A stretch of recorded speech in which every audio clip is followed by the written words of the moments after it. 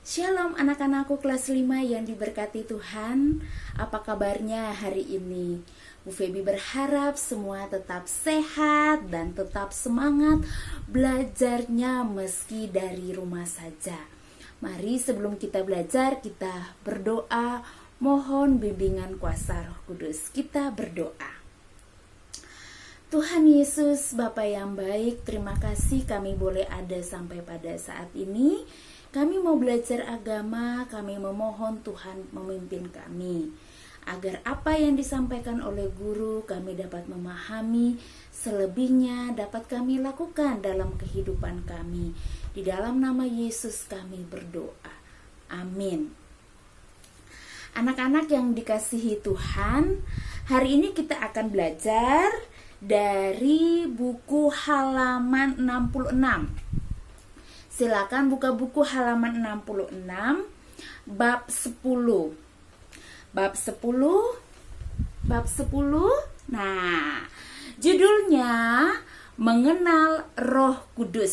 Sekali lagi kita baca sama-sama, Mengenal Roh Kudus. Anak-anak tentu sudah pernah mendengar kata Roh Kudus. Sudah pernah kan ya? Atau siapa yang belum pernah mendengar kata Roh Kudus?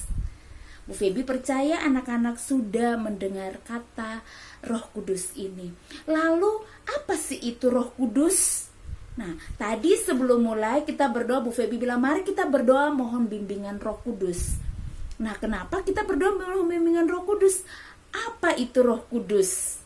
Nah, hari ini kita akan belajar, kita akan mengenal apa itu Roh Kudus, siapa Roh Kudus itu. Anak-anak yang Tuhan Yesus kasihi, masih ingatkah peristiwa kenaikan Tuhan Yesus ke surga?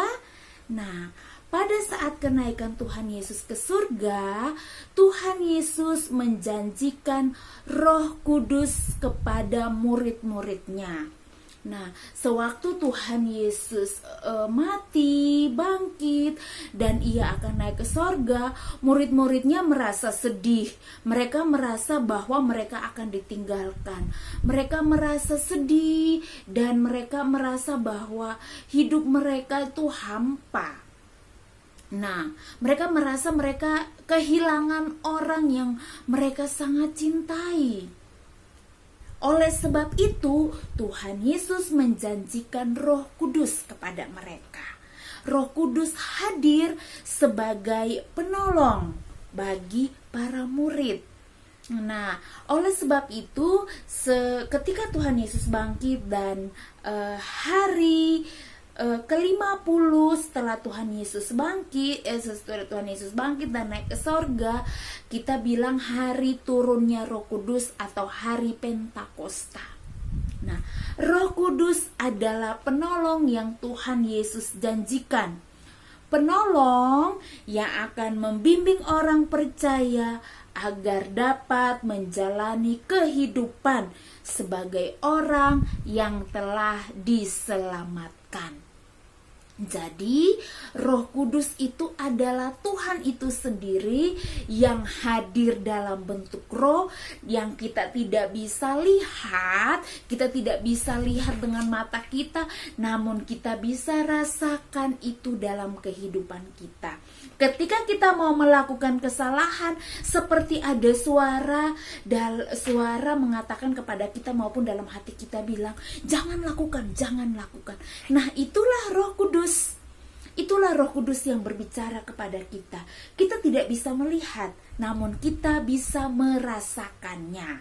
Oleh sebab itu anak-anak, setiap kita melakukan sesuatu, kita mohon bimbingan Roh Kudus supaya kita bisa dibimbing untuk melakukan apa yang baik, apa yang berkenan. Nah, anak-anak yang dikasihi Tuhan, mengapa kita memerlukan Roh Kudus?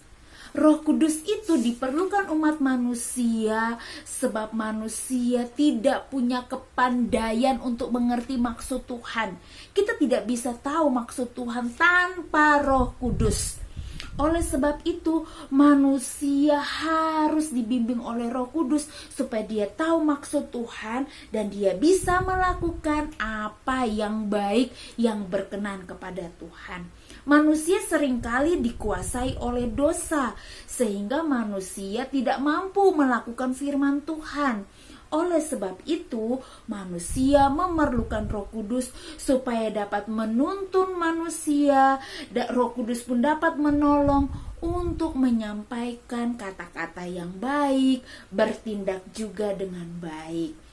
Misalnya kita tidak bisa berdoa, Bu Febi. Saya belum bisa berdoa, Bu Febi. Tapi ketika kita minta Roh Kudus memimpin, Ia akan menuntun supaya kita dapat berkata-kata dengan baik. Bu Febi tidak bisa mengajar dengan baik kalau Roh Kudus tidak memimpin Bu Febi. Bu Febi memerlukan Roh Kudus supaya Bu Febi dapat mengajarkan anak-anak dengan baik. Anak-anak juga perlu Roh Kudus untuk memimpin anak-anak supaya dapat belajar dengan baik, dapat mengerti apa yang disampaikan. Nah, itu karena Roh Kudus bekerja. Sejauh mana Roh Kudus itu berperan dalam hati kita, Dia akan berperan melampaui apa yang kita perlukan, apa yang kita minta. Asalkan kita terus berserah kepada Tuhan, terus meminta bimbingan Roh Kudus dalam kehidupan kita. Roh Kudus akan meyakinkan kita, akan meneguhkan kita, akan menghibur kita kala kita sedih, akan memberikan kekuatan, bahkan akan menenangkan hati yang gundah, hati yang tidak tenang. Roh Kudus pun akan menguatkan kita. Jadi anak-anak, Roh Kudus sangat berperan penting dalam kehidupan orang-orang percaya. Oleh sebab itu hari ini kita belajar bahwa berserah kepada Roh Kudus supaya hidup kita dipimpin oleh pimpinan Roh Kudus. Anak-anak, pelajaran kita hari ini mengenal Roh Kudus sampai di sini. Tugas anak-anak adalah menulis kesimpulan pada kolom komentar YouTube ini. Ya, tugasnya adalah menulis kesimpulan tentang mengenal Roh Kudus pada kolom komentar video YouTube ini.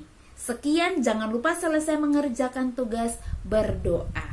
Terima kasih, Tuhan Yesus memberkati kita semua. Dadah.